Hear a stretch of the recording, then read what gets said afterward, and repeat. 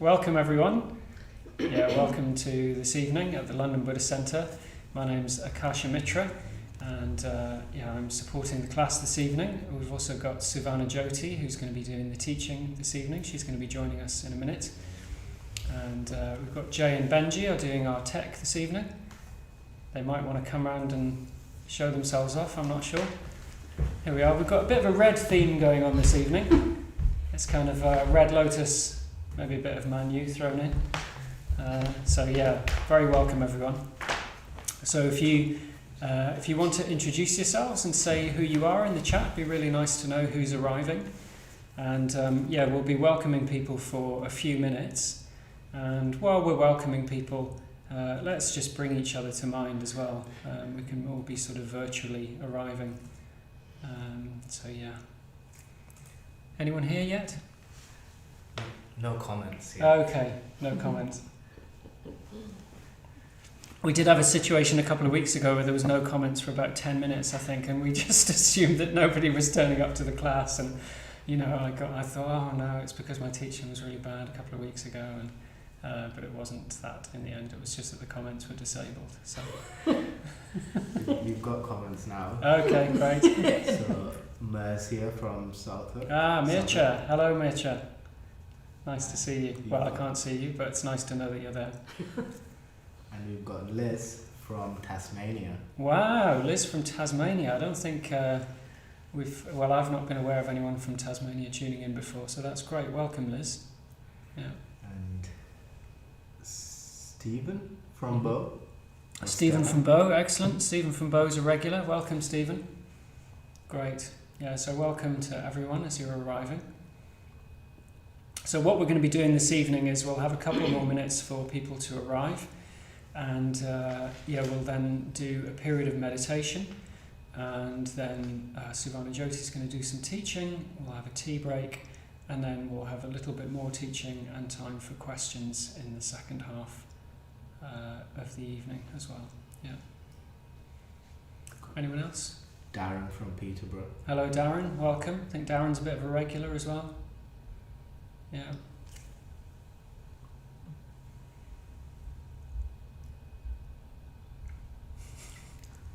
Okay, so just Darren from Peterborough. Hello again. There's 18. There's 18 people in the class. Okay, great, good. Yeah, so welcome to all of you.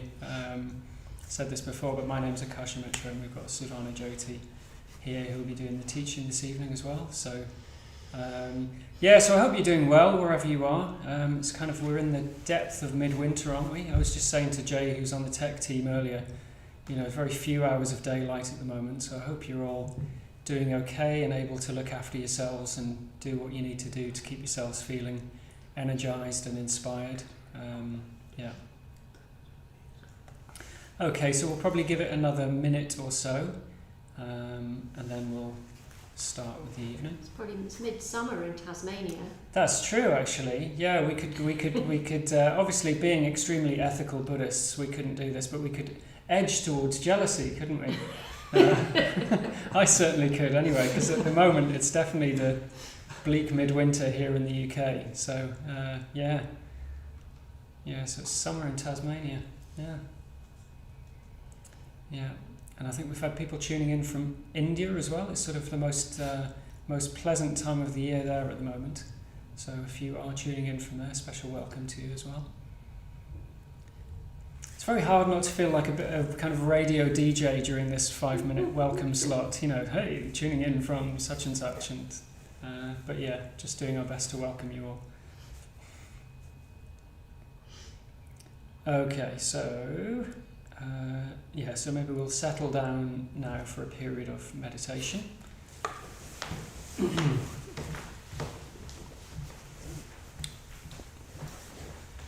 So if you like to find a meditation posture that's right for you, sure you're all used to this by now, but the main thing is to have a nice stable base and a nice straight back. So you want to be comfortable, but you want to be alert at the same time. So you could sit on the floor, on some cushions or on a mat, or you could sit on a chair, Or you could lean up against your sofa or whatever you're doing. The main thing is to be comfortable and stable and alert. So when you're ready, just closing your eyes. And we're going to do a short period of the mindfulness of breathing, but we're also just going to lead into that with some body awareness. So yeah, closing your eyes when you're ready.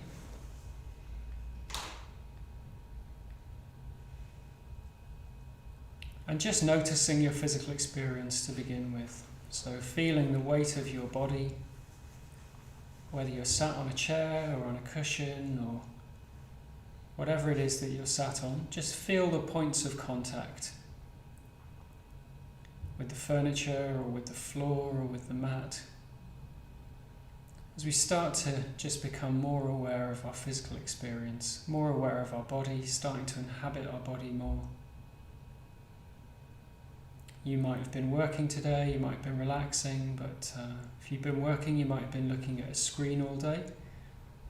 And we can get a bit in our heads when we do that. So it's good to just expand out our awareness to include our whole body, our whole physical experience. So noticing that you're sitting on the cushion, or you could feel the material of clothes on your skin.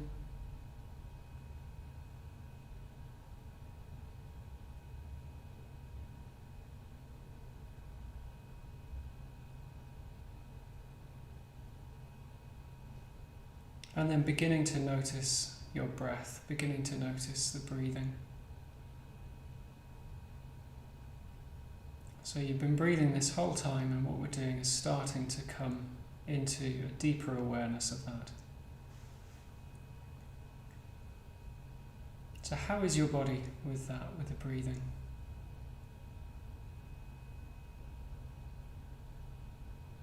You can feel your stomach expanding and contracting, rising and falling of your shoulders.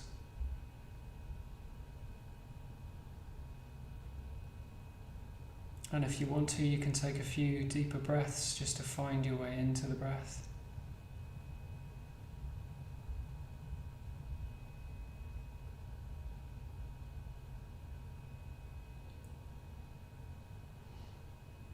And it can feel very lovely, this, when you start to come into more awareness of the breath. It's like you're coming back to an old friend.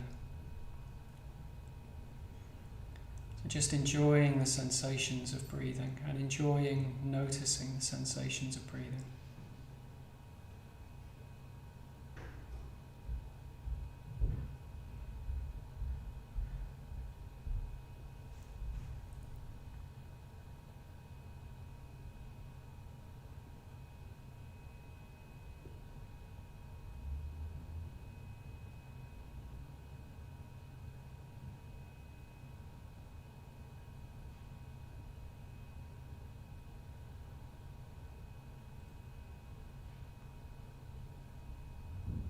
And then as we become aware of the breath,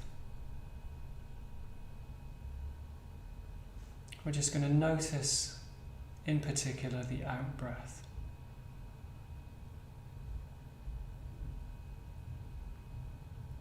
So particularly noticing the sensations of the out breath. And if you find it helpful, you can put a count or say a number after the out breath. So breathe in, breathe out, say 1. Breathe in, breathe out, say 2. So on up to 10. And then starting again at 1. But the awareness is primarily on the breath, on the out breath.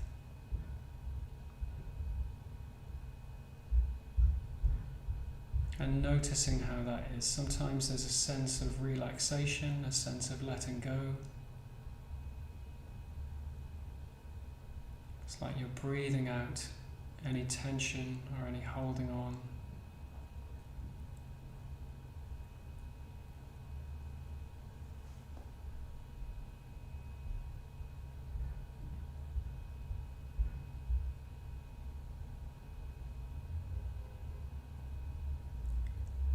And we can do that in such a way, we can approach this whole meditation in such a way that we're focusing on the breath, but we also have an open heart, a sense of lightness. We're not kind of gritting our teeth and getting on with the meditation.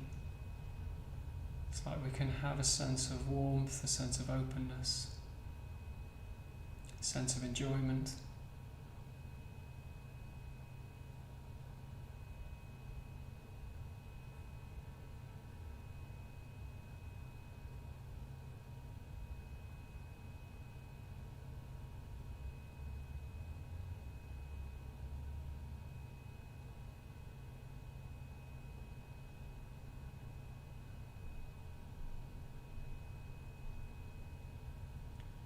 And noticing if our mind has gone off, and just bringing it back, and we can use the counting as a way of starting again.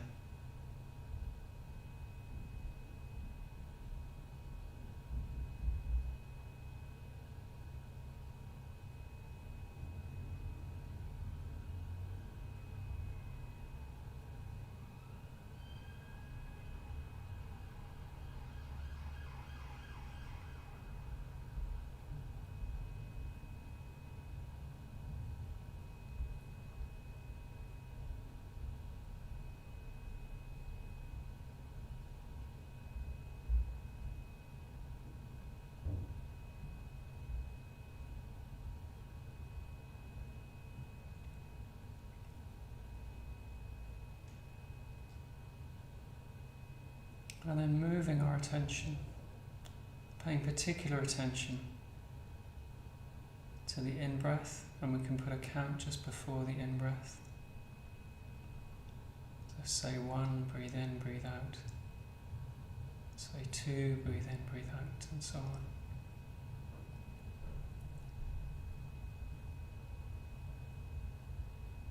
And noticing the sensations in our body, particularly as we take the in-breath.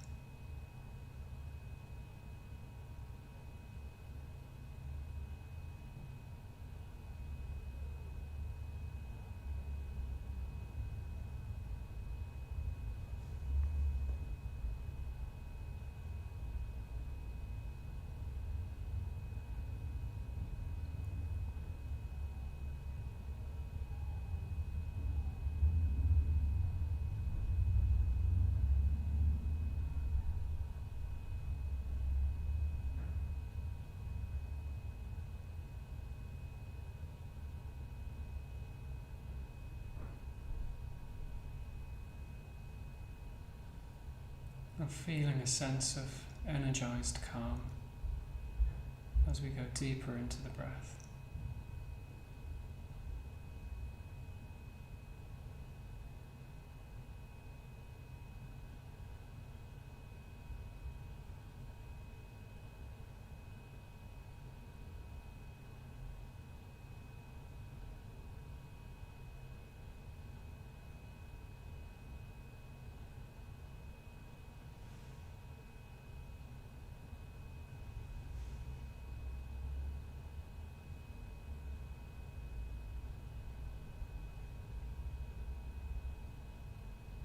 And then just dropping the counting and experiencing the whole of the in-breath and the out-breath, feeling the breath entering and leaving the body.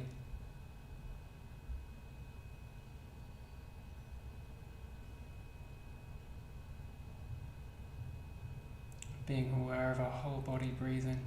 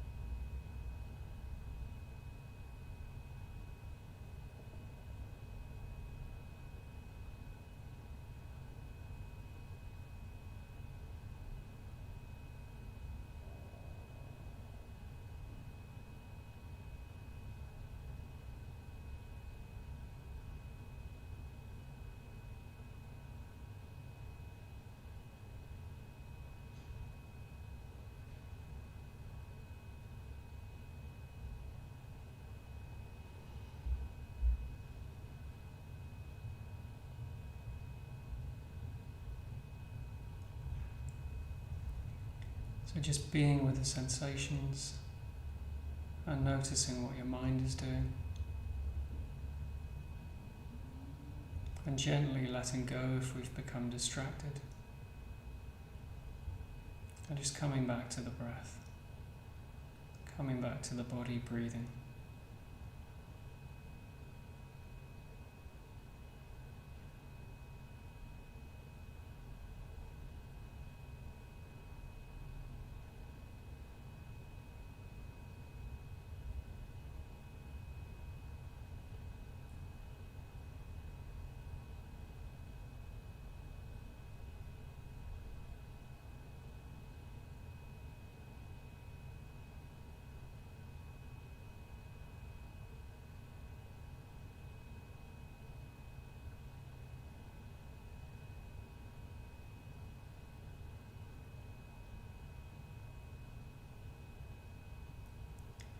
And then narrowing down our awareness, having a more focused awareness, and focusing our attention on the place where the breath enters the body. So at the nostrils, the top of the lip, seeing if you can pinpoint the sensations in that part of the body.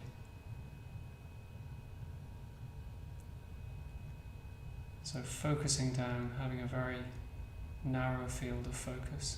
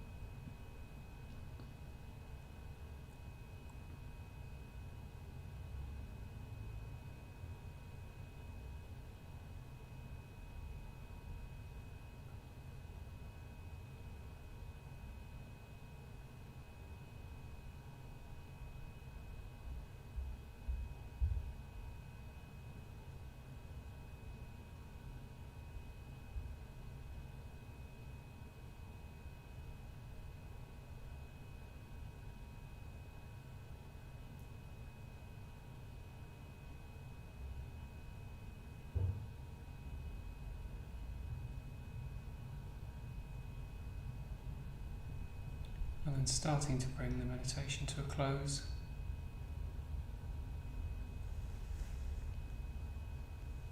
And doing that in whichever way you feel is best for you, perhaps cultivating a sense of gratitude.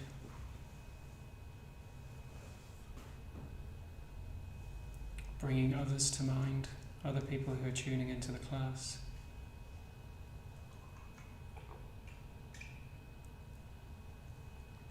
A sense of connection with other people in your life.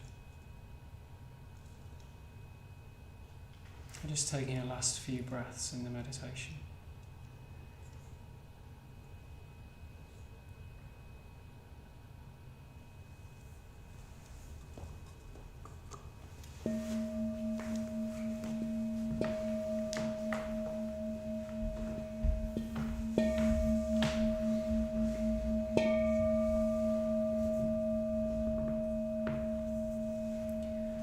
And opening your eyes when you're ready.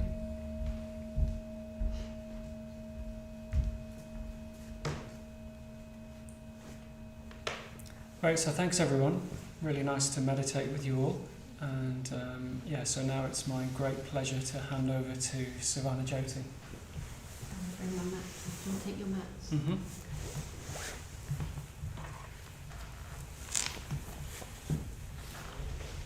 Right.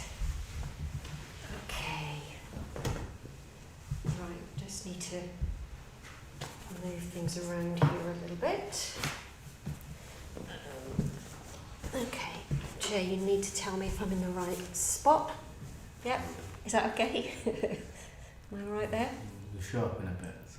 Oh yes, there's a wee time delay on the thing, so while that's time delay's happening, let me get set up. I've got to the age when if the lighting's not right, I might need my glasses. Terrible thing, old age. Right. Okay, I'm in the right place then. Yes. Yeah. Okay, right. Okay, well, hello everyone. My name is Suvarnajyoti, and I'm usually part of the Wednesday night team, although I haven't been here for a while, so it's nice to be back. So, those of you who have... how are we doing for time? Okay, doing a time check. Okay, so those of you who have been coming along will know that we have been spending the last several weeks on the Wednesday night on a text about this very mysterious enlightened figure called Vimalakirti and various sorts of magical, mystical, mythical things that he gets up to throughout the text. So next week will be the last one of that, and tonight I'm going to be continuing on with talking about the Vimalakirti text. Some of it's not quite so sort of magical and full of millions and millions of amazing beings tonight, but nevertheless we've still got Vimalakirti featured. And the theme kind of for tonight, for this section of tonight's text, is about how to relate intelligently and effectively to spiritual teachings. So, something that feels very important actually, and it's coming to the end in the sutra. It's coming towards the end of the sutra at this point. And it feels a little bit to me when I look at it that it's sort of like the sutra's kind of building up to its making its final sort of points in a way. And the section we're going to look at tonight, it starts with a conversation. Well, it starts with the Buddha, in a mythical sense, the Buddha asking Vimalakirti, so how do you see the Buddha then? So we've got this situation where we've got the actual Buddha asking another enlightened being to describe the Buddha. So I'm just going to read you a little bit of what he says in response to that. Not all of it, because it's quite long, but a bit of it anyway. And so Vimalakirti replies, when I would see the Buddha, I view him by not seeing any Buddha. Why? I see him as not born from the past, not passing on to the future, and not abiding in the present time. Why? He is the essence which is the reality of matter, but he is not matter. He is the essence which is the reality of sensation, but he is not sensation. He is the essence which is the reality of intellect, but he is not intellect. He is the essence which is the reality of motivation, yet he is not motivation. He is the essence which is the reality of consciousness, yet he is not consciousness. He abides in ultimate reality, yet there is no relationship between it and him. He is not produced from causes, nor does he depend on conditions. He is not without any characteristic, nor has he any characteristic. He has no single nature, nor any diversity of natures. He is not a conception, not a mental construction, nor is he a non-conception. He is neither the other shore, nor this shore, nor that between. He is neither here, nor there, nor anywhere else. He is neither this, nor that. He is neither compounded, nor uncompounded. He is neither good or evil. He cannot be explained as having any meaning whatsoever. And then it goes on a bit further. And then it ends with, such is the body of the Buddha, and thus should he be seen. Who sees thus truly sees. Who sees otherwise sees falsely. So I'm sure that made absolute perfect sense. And it's kind of an example that we see a lot throughout the Buddhist teachings, which is sort of trying to demonstrate how impossible it is to describe the Buddha in words by kind of putting forward all these statements that all sort of seem to contradict each other. And in a way, one way of thinking about all of that is that rather than thinking of the Buddha as his body, as the sort of physical presence of a person or a being, that really the best way to see him or to think of him is in terms of his spiritual essence, which of course is more words, but that's the best words we can use to think of it. In the times, of course, back in the time of the Buddha, a lot of the religious sort of worshipping was done by a kind of devotional rituals towards a statue or towards a god or something like that. And in a way, I think what the text is trying to say here is that there's another way, rather than worshipping the body of the Buddha in a devotional way, that there is another way of worshipping him. There's another way of honouring him, which is to honour his spiritual essence. And from there, the text goes on and then the next section of the text, the Buddha is taking this idea forward a bit further, and he is telling Indra, who is the king of the gods in kind of archetypal terms. He's the king of the gods. The Buddha is saying to Indra that there's a better way to honour the Buddha, and that is by honouring his spiritual essence. And that this spiritual essence comes from the Dharma. Now, the Dharma is the word given. It has different meanings, but in this sense, we can think of it as meaning the teachings of the Buddha and also the truth about reality.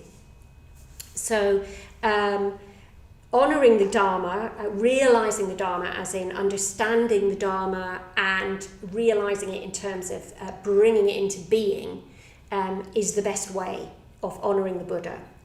And I think it's interesting that the Buddha is saying this to Indra, who is king of the gods.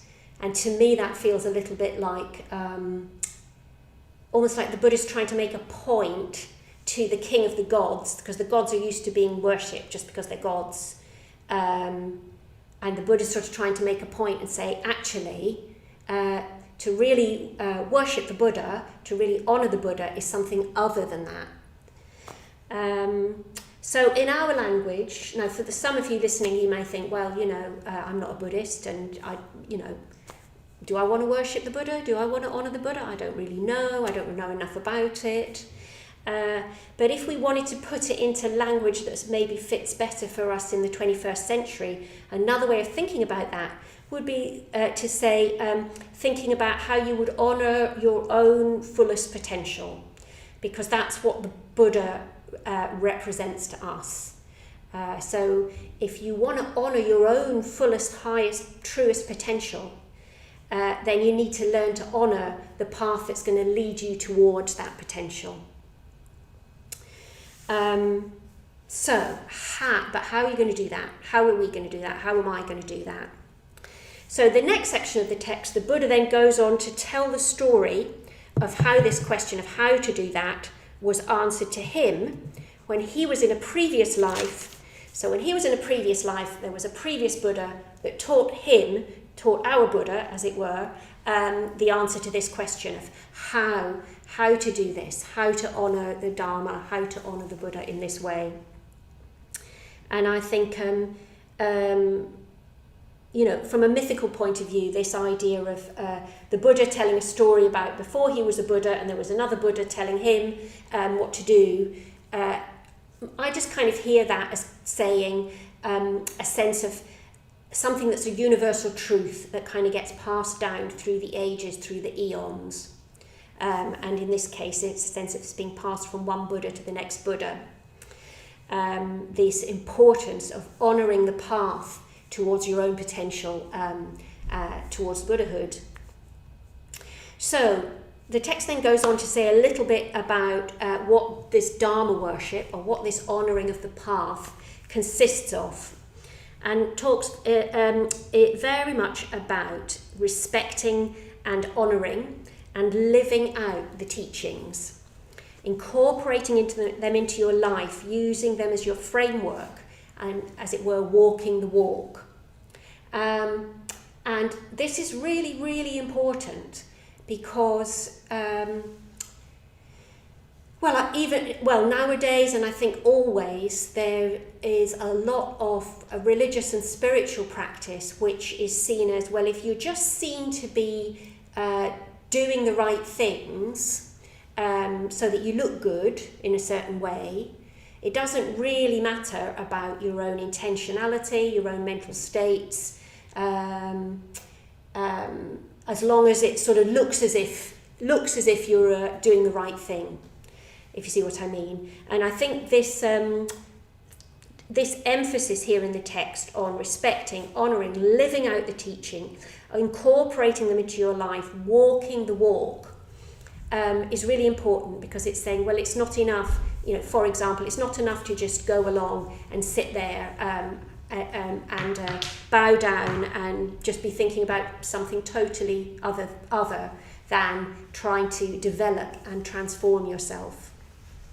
In our parlance, within our Buddhist tradition, we would think of this worshipping of the Dharma in this way, this walking the walk of the Dharma, as our going for refuge. We would talk about that we go for refuge to the Buddha, to the Dharma, and to the Sangha, which is the enlightened following of the Buddha.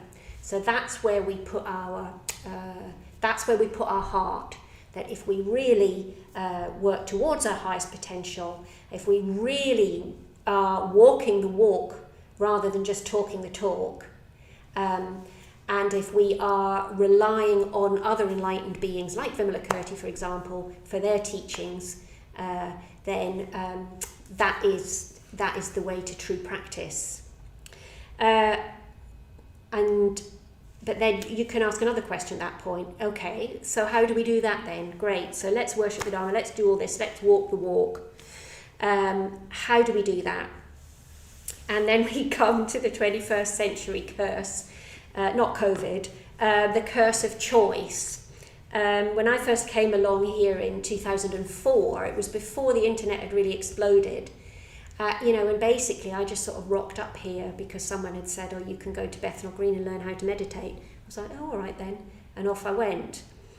Nowadays, if you're interested in meditation or interested in anything, of course you just go on the internet and you use a search engine on the internet, and you have choice. So I thought, well, let's Google the teachings of the Buddha. So if you do Google teachings of the Buddha, you have 26 billion responses to that. So that'll take you a while to look through. If you Google what is the Dharma, you have 71 billion answers to that question. And if you Google how to live a spiritual life, you get 500 billion answers to that. So it's never been so complicated to work out, like, what is, in a way, what is helpful and what is fake news when it comes to living the spiritual life, or a spiritual life, a meaningful spiritual life. And because of all of this pressure on us, we can sort of flip, I think, I certainly can, and I see it in other people, between people can be quite gullible about things that they read on the internet, and then you can flip into being quite cynical about what you see on the internet, because it's just so hard to judge. What we really need is a kind of middle way, because we don't want to be too gullible, but we also don't want to be too cynical, because that shuts things out. And so to find some kind of a middle way, here we have in the text that the Buddha gives 4 criteria for judging the value and meaning of what we see and hear and read. And these 4 criteria, they appear in this text, and they also appear in other texts. I'm reliably informed. Please don't put in the chat box what other texts do they appear in, because I don't actually know. But I am reliably informed that they do appear in other texts throughout the Buddha's teachings. And they're called the 4 Great Reliances. So the 4 Great Reliances as criteria for how to make sure that your spiritual life is on track, if you like. So I'm going to talk a bit about these 4 reliances. So I'll talk about each one, and then I'll sort of go back and recap as well. So there are And I'll say a few different kind of ways that it can be translated. So the first of the four great reliances could be stated as, depending on your translation, one must rely on principles, not personalities. One must rely on reality, not personal opinions from authorities. So one must rely on principles, not personalities, and one must rely on reality, not personal opinions from authorities. So what this is suggesting to me is that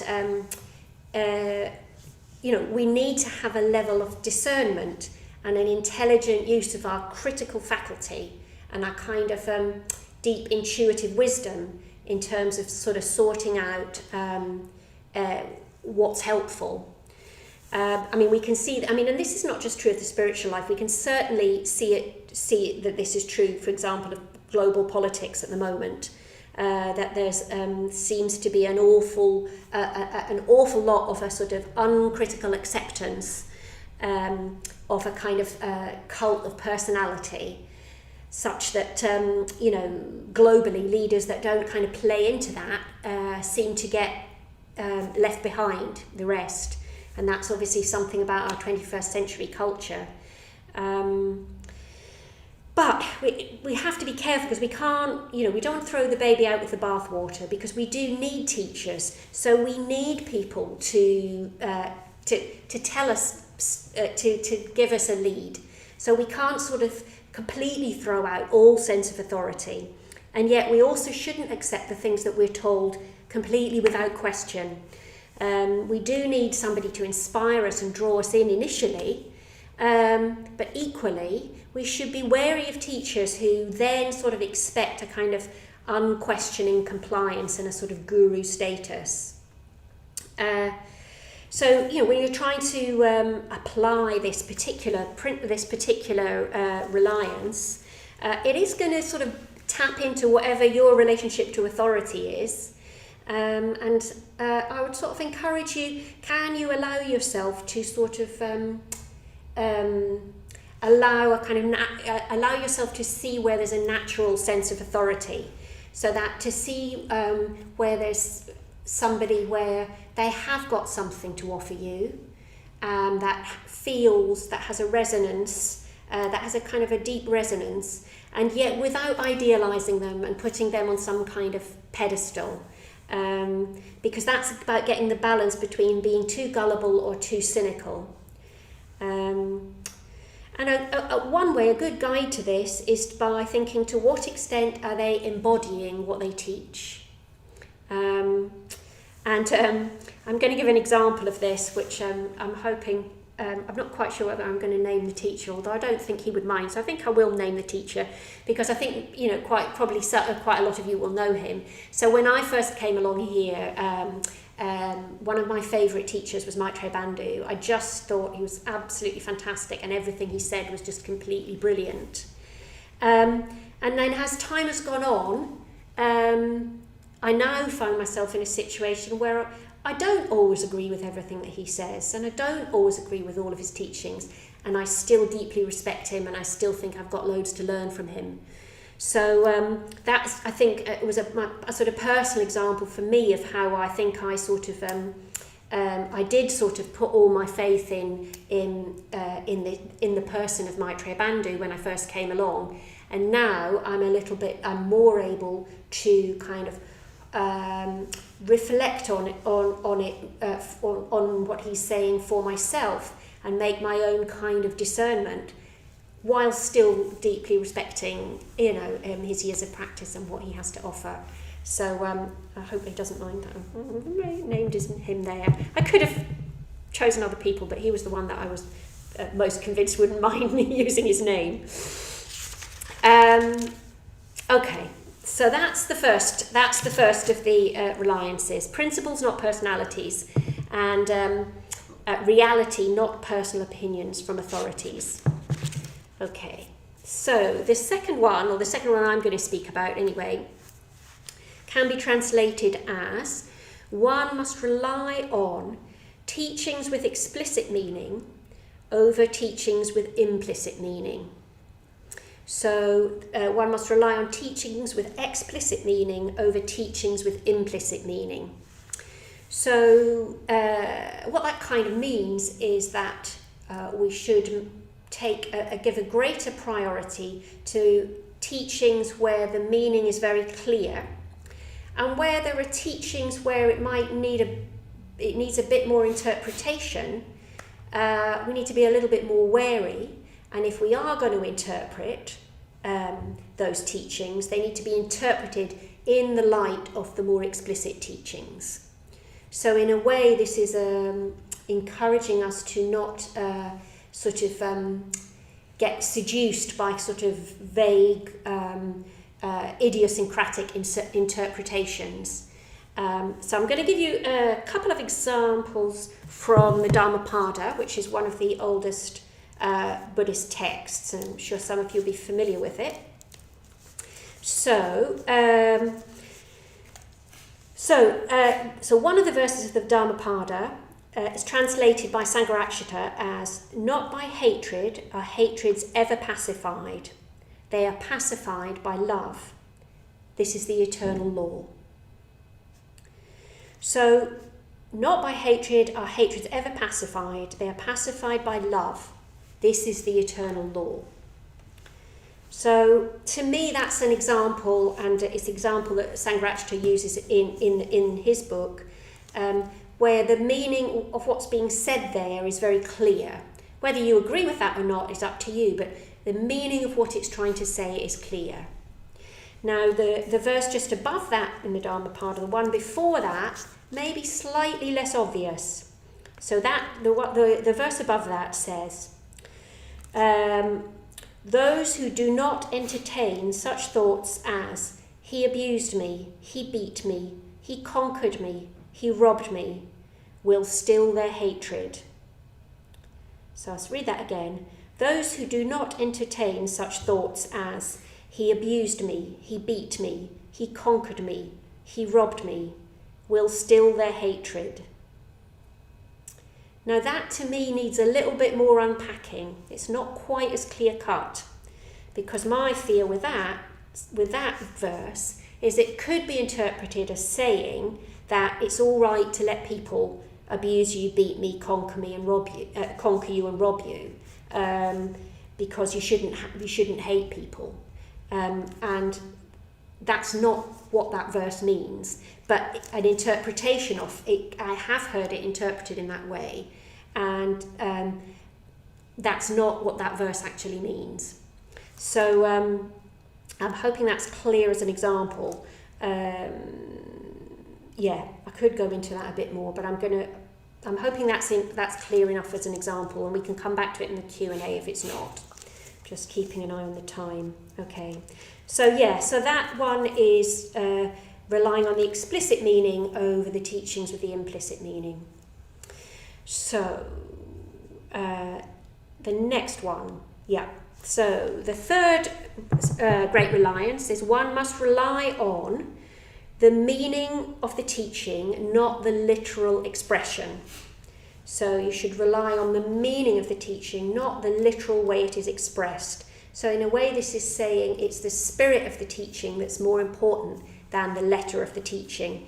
And I'm sure we can all think of many, many terrible things that have happened in the world and are happening in the world today when people take spiritual teachings very, very literally and then act on that. So this is really encouraging us not to do that. And also as part of this is just always to remember that language itself is just a metaphor. Language itself can never actually capture the mystery of experience. So language itself is just a metaphor. So that's a spirit. So even by using language, you're only you're just trying to evoke the spirit of a teaching. And so for me, this emphasizes again that Buddhism, it's about intentionality. It's not about the external form of something. So a really simple example of that is when we bow to the shrine. As Buddhists, we will bow to the shrine when we are doing a devotional practice, or when we just come into the shrine room at the beginning of an evening, we'll just bow to the Buddha figure there. And if you take that literally, you could think, oh, if I bow to the shrine, then that means I'm a Buddhist, which isn't true. A Buddhist is something that you are in your heart and your mind. It doesn't matter whether you bow or don't bow. And similarly, if you might think, oh, if I bow to the Buddhist, if I bow to Buddha figure, then I'm sort of subjugating myself to a god or to a statue. And again, those things are not true. The Buddha wasn't a god, yes, it is just a statue, and you're not subjugating yourself to a statue or to a god. So the bowing has a meaning behind what it actually looks like. And of course, what we're doing is we're honouring our highest potential, as I was saying earlier on in the talk. So by bowing, we are honouring something that symbolises our highest potential. I've got another example I might just say as well from my own life, which is something about. So I used to work in the NHS, and there was one time when I got a phone call. It was 5 o'clock on a Friday. I was just about to walk out the office. I got a phone call, and there was a very, very frightened young man on the other end of the phone, almost hysterical, telling me that someone who was a patient of mine was in a terrible state and was completely off their head on drugs and completely drunk and was walking in traffic. And he didn't know what to do. He's walking in traffic. I don't know what to do. I can't stop him. And I could sort of picture the scene, because this person was I could just imagine exactly that this would be the kind of thing that this person would do. And I instinctively just said, okay, give him the phone now. And so this guy gave the phone to this person. And I can't repeat what I said to this person, but I swore a great deal and I said to him, get in the car, just get into the car now, bleep, bleep, bleep, bleep, bleep, bleep, get into the car. And he stopped, and I could hear him walk, and I heard him get into the car, and I was like, now put your bleeping seatbelt on as well. And there was silence, and I heard this clunk, and I was like, right, now I'm going to tell you what's going to happen. You're going to go to the hospital, this is going to happen, that's going to happen, and I'm going to sort this out, okay. When I was relaying this story after the event, and he did go to the hospital, and he was all right in the end. But when I was relaying this story to someone, somebody said to me, oh, well, that's not a very Buddhist way to behave towards a patient, is it? And I sort of thought to myself, well, that's interesting, because, if you look at the literal expression of what I was doing, yeah, I was swearing very strongly at a patient. And of course, in fact, I've just realised this, and I'm going to be on the internet, but anyway, I don't work in the NHS anymore, so they can't fire me. But of course, it's not right to swear at a patient. But this was a patient that I knew, and I knew that he knew that I never speak that way, and that by doing that, I could hopefully break through something and save him from potentially being hit, from Friday rush hour traffic. So for me, that was an example of how I was acting in the best interests of a being, but the literal expression of what I was doing certainly didn't look very compassionate. The meaning of the teaching, not the literal expression. And that doesn't mean you can go around swearing and just say, oh, well, it's the meaning behind it. But in that situation, I think it was warranted. And the fourth and final of the great reliances, it says one must rely on true wisdom, not ordinary consciousness. So one must rely on true wisdom, not ordinary consciousness. So true wisdom in this situation refers to the wisdom of the Buddha. It refers to a wisdom that has completely seen through all the delusional aspects of our ordinary day-to-day experience and has seen through to the truth behind that, the truth of reality that we are, we're blind to in our day-to-day life. So in a sense, this fourth reliance, one must rely on true wisdom, not ordinary consciousness, is kind of a bit aspirational, because once you're able to completely rely on true wisdom, not ordinary consciousness, then by that point you have left ordinary consciousness behind, and you are an enlightened being by then. So for us at the moment, all we can do is kind of look towards that. But what we can do is we can honour our moments, our times when we too might have a glimpse beyond. We might have a glimpse of something of that perfect wisdom. Many people have had these glimpses of times when you just might feel completely connected, completely at one, completely filled with love and compassion for all beings, a sense of having almost like that you've gone beyond yourself, that yourself has sort of, that yourself is a mirage and you're completely at one with and connected with everything and everyone. And we can get these glimpses in communication, in beauty, in meditation, in nature, in art, or just, sitting on the bus. It can just come at any time, and we can have these glimpses. And lots of people have had these kinds of glimpses. What we tend to do is forget them, or discount them, or think, oh, that, I wonder what that was about, and sort of not realise how important those glimpses are. So I'd really encourage you to sort of honour, when you do have those glimpses, sort of honour those, and keep sort of working in ways that will free your mind so that you can have more of those glimpses. Because the more that you can move towards that, then the closer you will become to the true freedom that is the enlightened mind. I'm just going to go through those the four great reliances again, just briefly, and then we'll take a little break. So the first one is relying on principles, not personalities.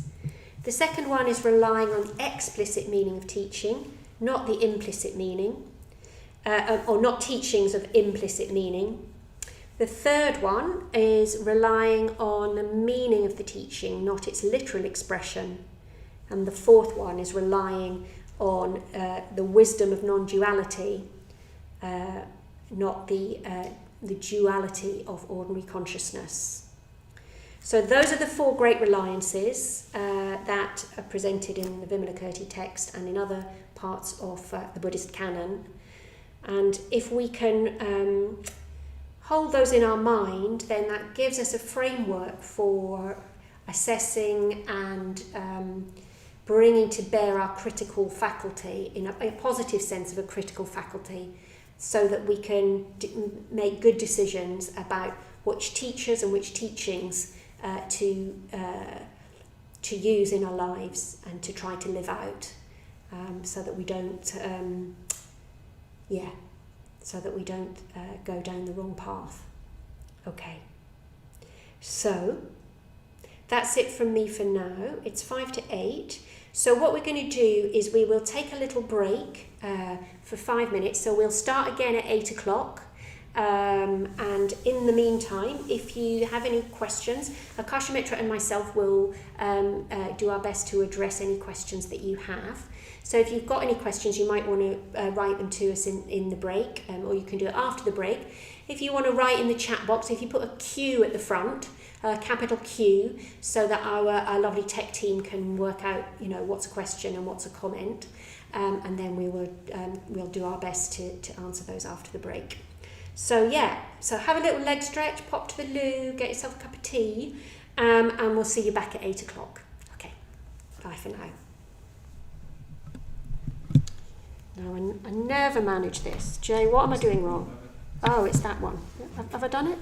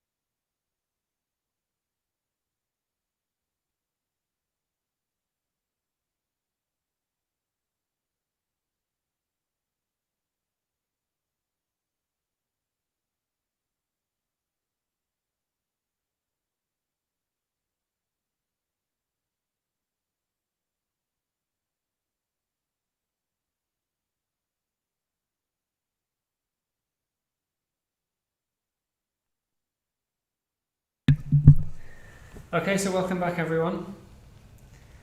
Yeah, so I just want to say thanks, first of all, to Suvarnajyoti for an enlivening talk with some very, very gripping kind of real-life examples, I thought.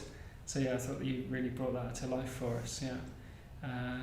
Did you, sometimes we say a little bit more about what we want to say or anything, or did you? Oh yeah, I forgot about that bit. Yeah. No, Yeah. I'm okay. Okay, great. I thought it was fun. Great. Okay, so maybe what we'll do then is see if there are any questions, and we can go, we can go straight into your questions and see if we can answer any of those. So, the first question from Oliver. Mm-hmm. Out of interest, how do you deal with disagreements within the order? So between members, disagreements about teachings. How do you deal with them? Sure. So I'll just repeat that for the mic. Yeah. So Oliver's asking, out of interest, how do you deal with disagreements within the order, or disagreements about teaching? Is that what he said? Yeah. Yeah, disagreements about teaching. Do you want to say something about that? Or should Do we you just want to start disagree? Yeah. No, you should say something about it. No, you should. Go on, you can start with that one. Oh, thanks. How do we deal with disagreements about teaching? Well, I mean, one of the things that I really love actually about this order is that there is quite a diversity of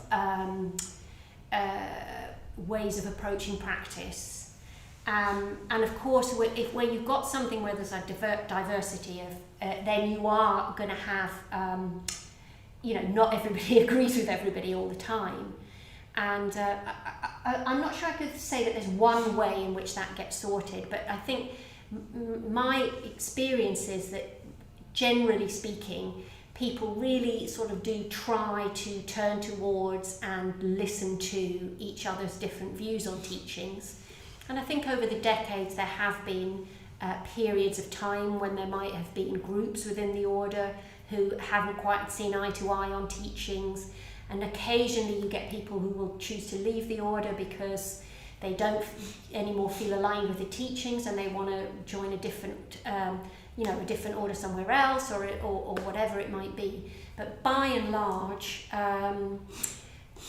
it's dealt with, in discussion and in trying to turn towards each other and listen to each other within the spirit of our going for refuge, within the spirit of the three jewels, within the spirit of that we take on our ordination vows, in harmony with what's it called? Companions and brethren, isn't it now?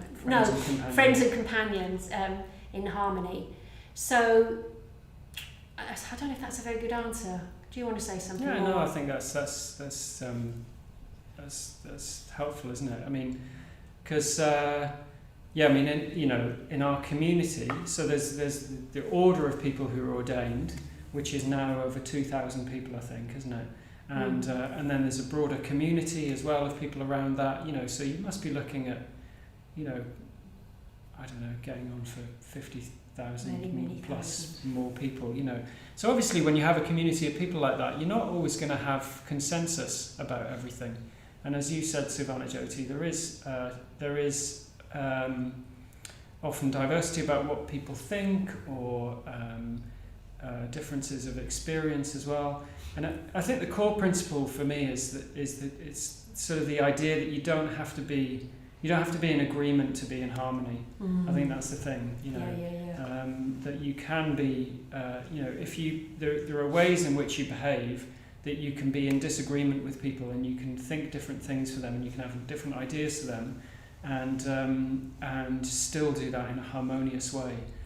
And I think actually just having everybody thinking this, it just wouldn't work anyway. You can't have a large group of people that size. Well, then it would be a cult, and it would just be, yeah, exactly. Yeah, and even then you probably wouldn't. It would just be people keeping quiet, wouldn't it? So it makes me think of Sangharashta, who's the founder of our order, there's one of his aphorisms is that it's better to have an honest collision than a dishonest collusion. Actually encouraging people to say what they really feel, and if that means coming into disagreement with people, then actually in a way that's helpful, because what it means is that you have you can achieve a meaningful harmony with people that's not based on keeping quiet when you wish you'd said something, or being dishonest or colluding with people. And I think that's the principle, really, is trying to be in harmony even when you're in disagreement. And really what it comes down to as well is just practicing the precepts, isn't it? So practicing the Buddhist precepts, particularly we have precepts around speech. So it's practicing kindly speech, helpful speech, and harmonious speech. So being very, very mindful when we are in dialogue with people that we're in disagreement with, that we're also practicing the precepts, and that there's still positivity and compassion and metta there. Yeah. Good answer. Yeah, would you add anything to that? No, good answer. Yeah. Great. So thanks, Oliver. Yeah. Hope that's Good helpful for you. question. Very good question. So our next question from Stephen.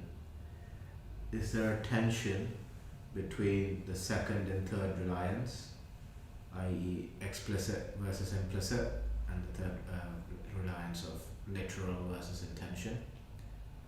So is there a tension between preferring explicit over implicit and preferring intention over literal?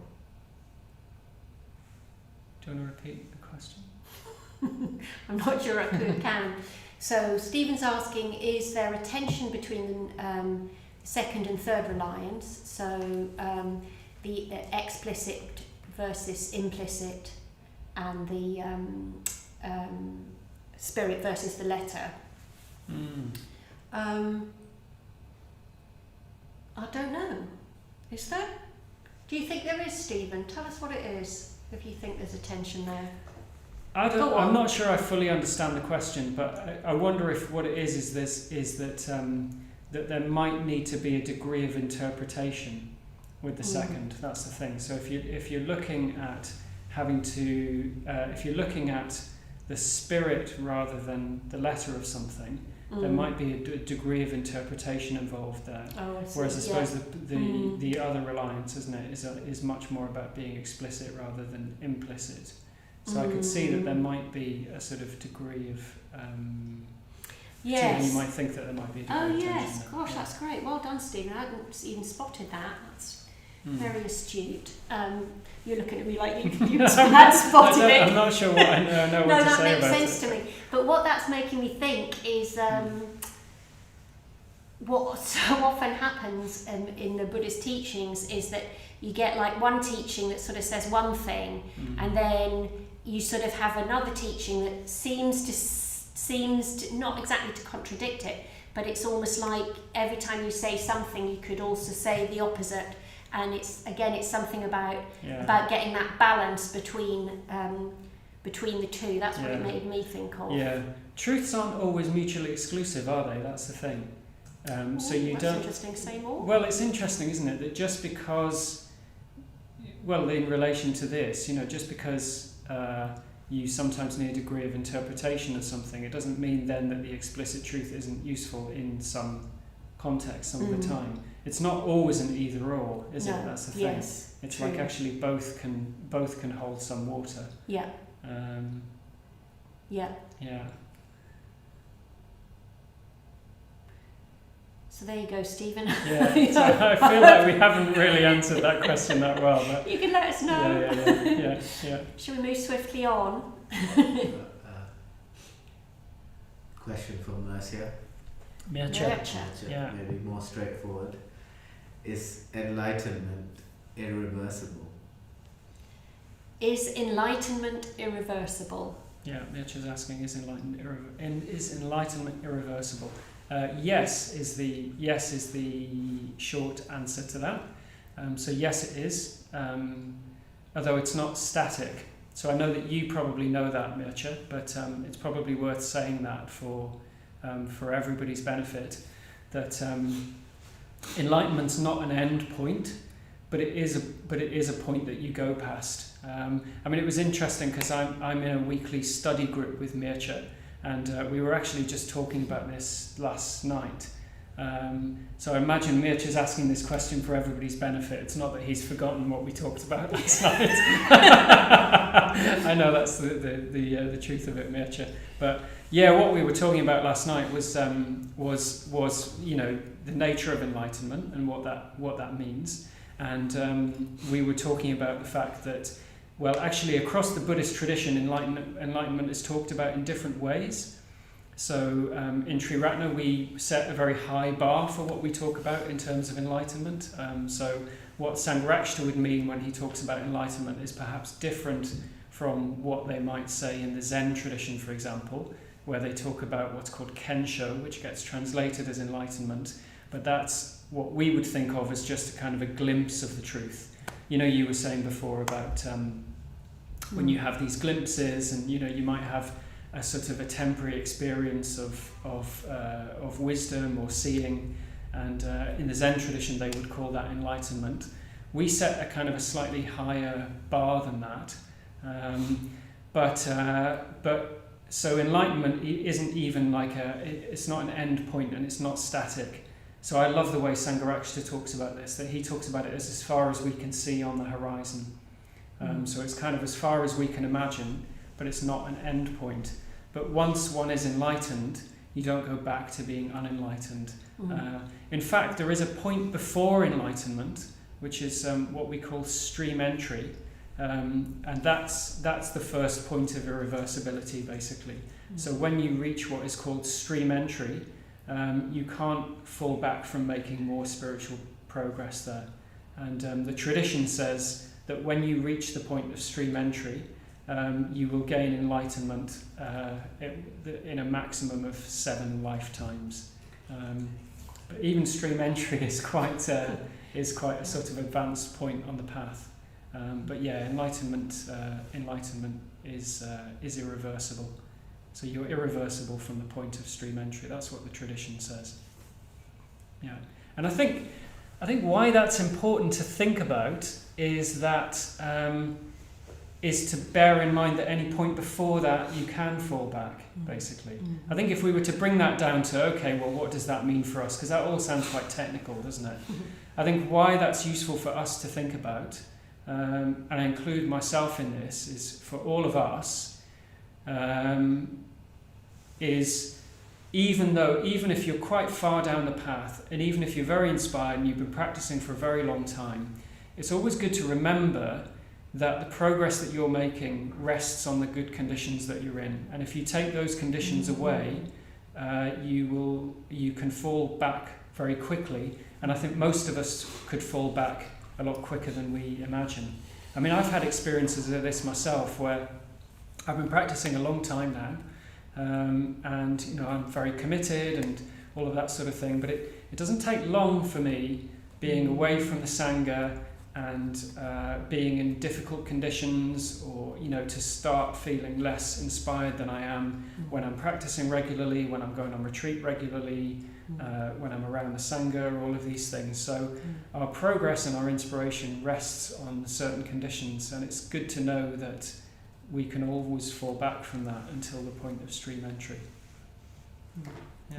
Would you add anything to that? Yeah, no, I thought that was great. Yeah, just got to be vigilant, basically. And yeah.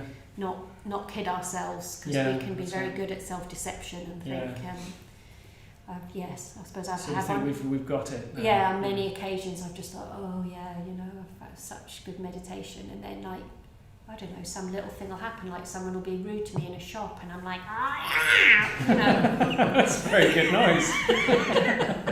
And then I think, must try harder. Anyway, yeah. Great. Okay. Any more questions? More questions? Liz says this has been really helpful, and she wants to know, as a newcomer, where is the best place to start? Where to start? Where is the best place to start? Practice. Where to begin? You're right here, Liz. Yeah. Do you want to say something, or should I? Yeah. Well. No, you say something. Okay. Yeah. Well, I think the best place to start is is like at the moment, obviously, stuff has to be online, doesn't it? So I think it's good. I mean, under normal circumstances, I think what's good to do is to find a community, or to find a group of people that are practicing within a particular tradition, where you can have real teachers and people that you can meet and make friends with. And we have that here at the moment. Most of what we're doing is online. But I think the key is to find a community and to find a particular context that you can practice in regularly. I think not ideally, I think that needs to involve real human beings, really, and not just sort of kind of book learning or looking at things online.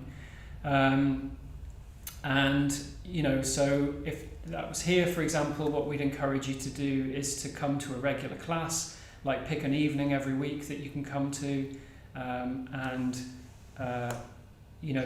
go on retreat, and think about doing like an introduction to meditation course. Think about getting some meditation input and teaching if you can, and then when possible, at the moment it'd just be online, but when possible, thinking about going on a retreat if you can as well. I was going to say, if you stick around to the end, Liz, then I was thinking what you're going to talk about at the end. I'm probably going to plug an online retreat that's happening between Christmas and New Year, and if you're new, I think that would be suitable for you. I think if it's suitable for newcomers, I'm not sure. Yeah, I think it's for everybody. Yeah. Does it not say it on there? I'm not sure, but yeah, I think the thing is just find a community and start attending things regularly, basically. Yeah, I mean, you're very welcome, obviously, Liz, to come, carry on coming here, depending on where you are in the country. Once things start to go back to being live again, if you're anywhere near Bethnal Green, then come to us. But anyway, hopefully that's given you somewhere to start from. Great. Yeah, hope that's helpful for you. Yeah. Any other questions? We have one more. So, do we keep getting caught in cause and effect, or the wheel of life, until we get enlightened? So who's the question from? It's from Shashank from Sweden. Shashank from Sweden. Oh, hello, Sweden. Right. I've forgotten the question. So Shashank's question is: do we keep getting caught in cause and effect on the wheel of life until the point of enlightenment? Well, I suppose a bit like your answer to the last question. The simple answer to that would be yes.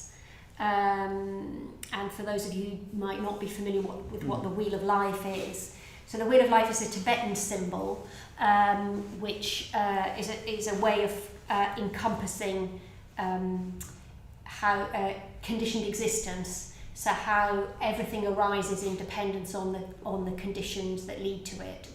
I can't think what else to. Do you want to say something else about the Wheel of Life? Well, I think the clue's in the name, isn't it? The interesting thing about it is that on a wheel you just go round and round, and you might go up and you might come back down again, but you're always just going round and round, and that's what characterizes our kind of existence, doesn't it? Until we start making spiritual progress, is this feeling of just going round and round. That we end up in the same, we end up back in the same place again. It's a feeling that life doesn't have any sense of progress to it, doesn't have a deep sense of meaning to it. It's just round and round, sort of on the wheel. And then we also have this teaching of, the wheel and the spiral. And if you think about those two things, it's quite a useful concept, I think, because a wheel, you may go up, but you eventually come down again and you're just going round and round in circles. Whereas with a spiral, you are going round, but somehow that's refining itself more and more. So it's becoming subtler. There's a sense of progress, even though you are going round and round. And that's what happens as we start to make more spiritual progress, and as we start to move towards enlightenment, is there's a sense of moving off the wheel and onto the spiral. So you're not getting off the wheel and onto the ladder. It's not like you just make progress in one direction straight up, but there is a sense of progress. There is a sense of slow, steady progress that is more characterized by a spiral than a wheel. Yeah. But yeah, that carries on until the point of enlightenment, as you've said. But I think it's also worth saying that, sometimes, I mentioned this a few times recently, that sometimes we talk about enlightenment, it can seem like quite a far off goal. And, that these sort of conditions don't end until enlightenment. But I do think it's worth stating that actually any move we make in the direction of enlightenment, i.e. any progress we make through meditation, through practicing ethics and so on, through trying to practice the Buddha's teachings, any move in that direction is going to bring some sense of meaning in our lives and some sense of relief in our lives and some sense of kind of letting go of the things that hold us back. So that we can make progress in that direction pretty quickly if we apply ourselves. We don't need to get near to enlightenment to have a taste of that. Yeah. Okay, do you want to take one more quick question? Or yeah, is there any more questions? How many more are there? We don't have any more questions. Okay, grand. Well, we have comments, but no more questions. Okay. Great. Well, we're sort of getting towards time anyway, so yeah, thanks very much everyone. Thanks again to Suvarnajyoti for your teaching this evening. Yeah, really, really helpful. And thanks everyone for tuning in. So I just want to say a couple of things before we finish this evening. So one thing is, which is that we always mention at the classes here, is talking about dana or generosity. So we've been talking about Vimalakirti over the past few weeks, and Vimalakirti is an enlightened being. He's what we call a bodhisattva, and what that means is that his entire being is dedicated to the benefit of others. So he only exists in order to practice positive qualities of enlightenment. So he's perfected these positive qualities. And one of those positive qualities is what we call dana or generosity. So Vimalakirti has no sense of his own self-interest. He's completely generous with his time. He's incredibly giving of himself and of his time and of his resources, and he only wants to benefit other people. So that level of generosity might seem a way off for us, but actually if we practice that, we can start to move in the direction of embodying those qualities more and more. So one of the ways that we can do that at the moment, we're in sort of semi-lockdown, aren't we? One of the ways that we can practice that at the moment is practically giving. One of the ways that we can do that is to give money to sort of worthy causes that will help other people. So if you're able to donate to us financially, what that means is that more people can benefit from these sorts of classes and the retreats that we do and everything we do here at the London Buddhist Centre. And we do need money to run, basically. We need money to run classes and to support some of the people that live and work here. Myself and Suvarnajyoti do this. We volunteer our time for free, so do the tech team. And the centre does run on generosity, but we need money to keep doing what we do, basically. So if you'd like to give something for the class, that would be really, really helpful. You could say give £10 for this evening. Or if you're able to set up a monthly direct debit for the centre, that's even better. It's incredibly helpful for us when people are able to do that. So there's a link in the chat, I think, is that right? Yeah. So you can follow the link to the chat if you want to give. And if you're able to, that's very, very helpful for us. And then I also just want to say something about something that's coming up. So from the 27th of December to the 1st of January, we're doing an online winter retreat. And the theme of that is called the Heart's Release. And it will be, so if you've been tuning into these kind of online classes and you've been enjoying that, some of you may have already done our online retreats as well. I've done a couple, they've been very, very enjoyable. And it's a chance to be with others for a period of time online, and there's extra meditation, so there's meditation in the mornings, There will be groups where you can tune in with other people. There's yoga, there's talks and kind of evening activities like that. So it's as close as you'll get to being actually on a physical retreat, but doing that from the comfort of your own home or wherever you think is suitable. So yeah, that's the 27th of December to the 1st of January, and you can sign up for that online.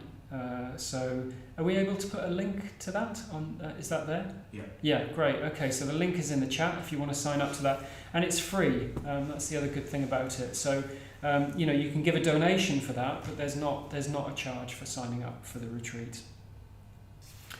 Okay, great. So I'll be on that retreat, by the way. I'm going to be on the team for that, so I hope to see as many of you there as possible. Yeah. Great, so how we're going to finish this evening is we're going to finish with, as we do traditionally, with the transference of merit and self-surrender. So what we're doing is any merit or any good karma that we've built up from this evening through practicing together, through meditating, through listening to the teaching.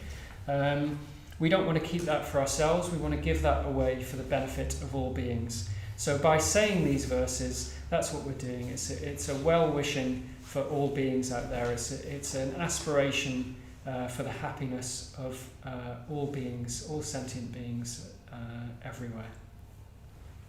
So it's in call and response, so I'll say a line and then join in with us at home and you can say a line. Transference of merit and self-surrender. May the merit gained.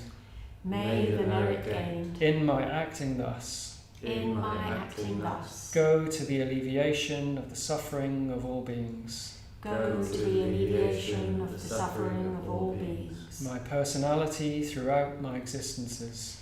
My personality throughout my existences. My possessions. My possessions. And my merit in all three ways. And my merit in all three ways. I give up without regard to myself. I give up without regard to myself. For the benefit of all beings. For the benefit of all beings. Just as the earth and other elements. Just as the earth and other elements. Are serviceable in many ways. Are serviceable in many ways. To the infinite number of beings. To the infinite number of beings. Inhabiting limitless space. Inhabiting limitless space. So may I become. So may I become. That which maintains all beings. That which maintains all beings. Situated throughout space. Situated throughout space. So long as all have not attained. So long as all have not attained. To peace. To peace. Thank you very much, everyone. Really lovely to be with you all this evening. And yeah, look after yourselves and have a good week.